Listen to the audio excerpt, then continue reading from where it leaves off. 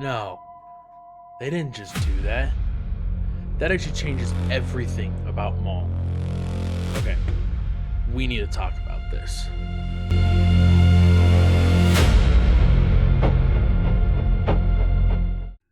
What's up, guys? Welcome back to Life in Hyperspace. Brian here. Today, we're going to be breaking down episode 5 and episode 6 of Maul Shadow Lord. Don't worry, no spoilers in this one. Major spoilers, I guess I should say. Honestly, though, episode 6 is where things really begin to shift in the storyline. Let's jump into it.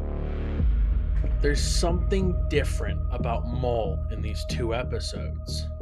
He's not just angry anymore, and he's not just reacting to what's happening around him. He's calculating everything. Now, if you go back to the earlier versions in like the Clone Wars, for example, he's pure rage, he's obsession, he's survival instinct, and then you hop over to Rebels. He's broken, desperate, but he's still dangerous. But here, it feels like both of these versions finally merged. And what comes out of that? Well, it's something far more controlled, far more dangerous. And then we get that moment. You know exactly what I'm talking about. This isn't a fight about power. This isn't even about survival. It was about control. And in that moment, Maul isn't reacting to anything anymore. He's dictating it. He's shaping the entire flow of the situation like it already belongs to him. And that is the scariest version of him that we have seen so far. Because when someone stops reacting and starts controlling, that is when things get unpredictable. So the question becomes, where is this actually going? This doesn't feel like an honest revenge story anymore. It feels like Maul is building something underneath everything we're seeing. A structure, a plan. He's playing the long game. And the more that you zoom out, the more that you begin to realize this isn't just Maul moving throughout the galaxy, place to place, planet to planet, town to town. Maul's trying to shape the universe within his grasp. All right, let's begin to break it down, honestly. What worked really well in these last 2 episodes was the tone. It's dark, focused, and it's consistent across both of the episodes.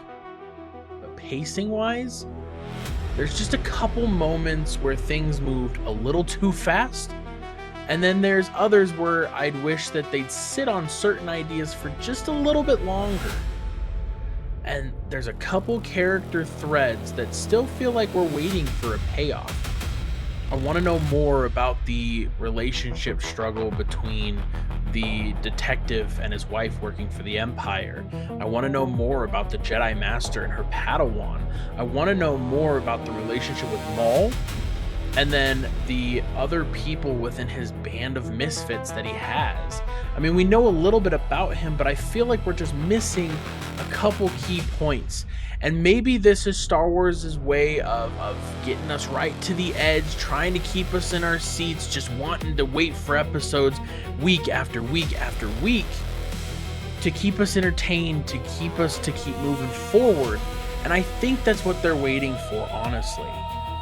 But man, it's got me on edge just waiting to see what happens with next Monday's next 2 episodes. We're going to have to wait, and we're going to have to see together. Now, the show is doing something personally I really like. And it's the hiding meaning in plain sight. The Easter eggs, will you? Framing choices, silence, background details, they're not accidents. They're intentional. They're set up. And if you're not paying attention, well, you're gonna miss what they're building towards. So you have to stay glued to that screen the whole time, each episode, watching everything around Maul, waiting for things to happen. Because the moment you do that is the moment you're gonna notice things that other people out there that are just focused on the storyline itself are missing. And those little Easter eggs could come back to either help or haunt the storyline. We're just gonna have to wait for it week after week. So here's my prediction moving forward. Maul is either setting up a betrayal, one that is going to blindside us like a right hook to the jaw, or we are one step away from everything just collapsing around him. And episode 7 feels like that's going to be the breaking point. That's where everything's going to catch up to him. And I truly don't think he's as in control as he thinks he is. Now, again, we're following him on the storyline, and he thinks that everything is in control. He's got the pikes right where he wants them. He's moving throughout the town. But I don't think he truly is in control as he thinks he is within his head. He thinks that he's going to get the Padawan. Does he? We don't know. Is he going to beat the Master? Become the Master? We don't know. We don't know where the detective or the Empire are going to sit on this.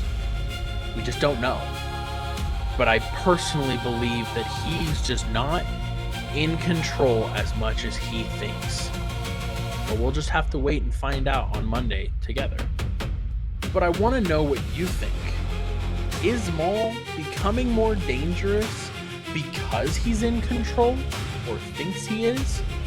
Or is he starting to lose himself again, spiraling, seeing the Maul that we saw in the Clone Wars, where it was just the hate, the rage, the action, the red in his eyes? Are we seeing that? You tell me. Drop it down in the comments. Let me know what you think. And if you liked what you saw today, make sure you drop a follow down below so I can keep you in tune with everything that's going on Star Wars wise. But until next time, this is Life in Hyperspace, and we'll catch you on the next one.